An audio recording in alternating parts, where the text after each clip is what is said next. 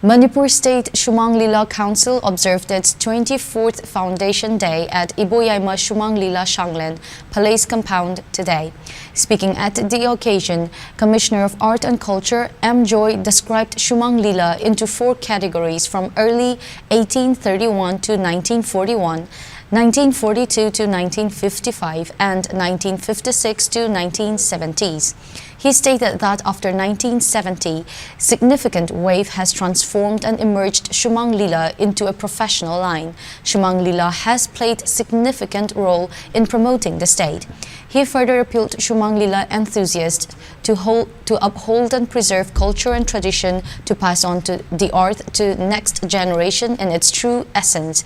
Additionally, 24th Iboyaima Shumang Leela Award was also conferred to writer, artist and director Shumayum Jugol Chandra Sharma and facilitated the veteran artists who have long promoted Shumang Leela.